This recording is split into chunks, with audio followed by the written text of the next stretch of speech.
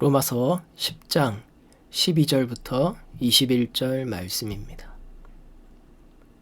로마서 10장 12절부터 21절 말씀. 유대인이나 헬라인이나 차별이 없음이라. 한 분이신 주께서 모든 사람의 주가 되사 그를 부르는 모든 사람에게 부요하시도다.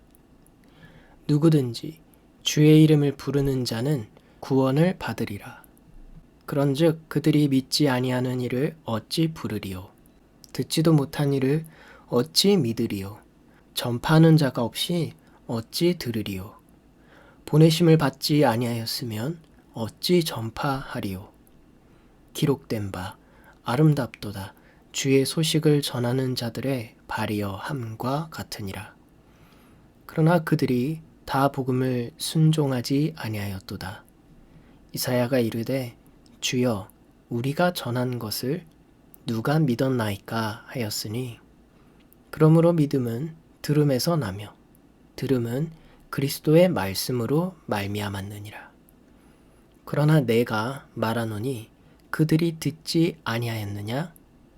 그렇지 아니하니 그 소리가 온 땅에 퍼졌고 그 말씀이 땅 끝까지 이르렀도다 하였느니라. 그러나 내가 말하노니 이스라엘이 알지 못하였느냐? 먼저 모세가 이르되 내가 백성 아닌 자로서 너희를 시기하게 하며 미련한 백성으로서 너희를 노엽게 하리라 하였고, 이사야는 매우 담대하여 내가 나를 찾지 아니한 자들에게 찾은 바 되고 내게 묻지 아니한 자들에게 나타났노라 말하였고, 이스라엘에 대하여 이르되 순종하지 아니하고 거슬러 말하는 백성에게 내가 종일 내 손을 벌렸노라 하였느니라. 아멘. 믿음으로 말미암은 하나님의 의를 받은 성도는 유대인과 비유대인의 차별을 넘어섭니다. 왜냐하면 하나님은 믿는 모든 성도들의 동일한 주님이 되시기 때문입니다. 주님은 자신을 부르는 모든 사람에게 아낌없이 충분한 보물을 부어주십니다. 누구든지 주의 이름을 부르는 자는 새 생명을 얻으리라. 아멘. 그것은 사실입니다. 하지만 사람들이 아직 믿지 않는다면 어떻게 그분에게 도움을 청할 수 있겠습니까? 그리고 그들이 아직 들어보지도 못한 것을 어떻게 믿을 수 있겠습니까? 그리고 생명의 소식을 선포할 사람이 없다면 어떻게 그들이 생명의 소식을 들을 수 있겠습니까? 또 사자들을 아직 보내지 아니하였으면 어떻게 소식을 전파할 수 있겠습니까? 그렇기 때문에 성경은 평화와 장차 좋은 일에 기쁜 소식을 선포하는 사람들의 도착은 얼마나 반가운 것인지 말합니다. 아름답도다 좋은 소식을 전하는 자들의 발이여. 그러나 주님, 우리 말을 듣고 믿는 사람이 있습니까? 라고 이사야가 말한 것처럼 모든 사람이 좋은 소식을 환영하는 것은 아닙니다. 그러므로 믿음은 하나님의 기름 부음 받은 자의 기름 부음 받은 말씀에 응답하는 마음에서 태어난다는 것을 알 수 있습니다. 하나님과의 관계 여부를 떠나 모든 사람들에게 하나님의 전적인 은혜로 믿음이 생성되는 것이 아닙니다.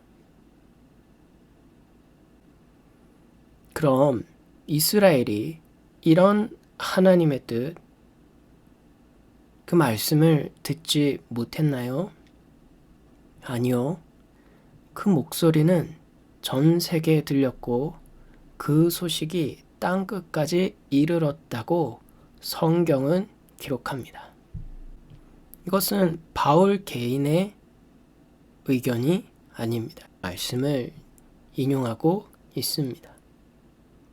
그럼 다시 묻습니다. 이스라엘은 하나님의 말씀이 자신만이 아니라 다른 이들도 위한 것임을 깨닫지 못했습니까? 그들은 분명히 이해했습니다. 모세가 처음으로 이렇게 말했기 때문입니다. 보잘것없는 사람들을 질투하게 만들겠다. 그리고 나는 이해력이 없는 사람들을 사용하여 내가 화가 나서 분노하도록 할 것이다. 그리고 두려움 없는 선지자 이사야는 이렇게 말했습니다. 나를 발견한 사람들은 나를 찾지 않았다. 나는 나를 알려고 하지도 않는 사람들 앞에서 내 모습을 드러냈다.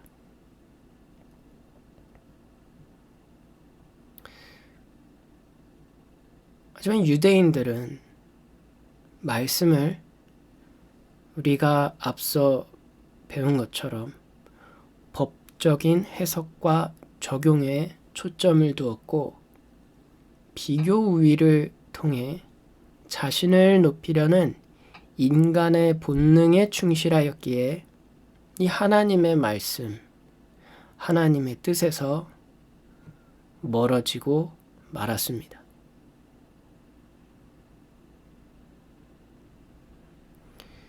유대인들이 이방인이라고 차별하였던 비유대인들을 향해서 하나님께서 긍휼과 은혜를 베푸사 이것을 목도하고 유대인들이 깨달아 돌이키기를 하나님은 원하셨던 것입니다. 그럼 하나님은 비유대인들의 하나님 되심을 통해서 유대인들을 돌이키려 하였기에 유대인들을 외면하셨습니까? 이스라엘에 대해서 이사야는 이렇게 말합니다. 사랑으로 나는 매일 내 손을 내밀었다.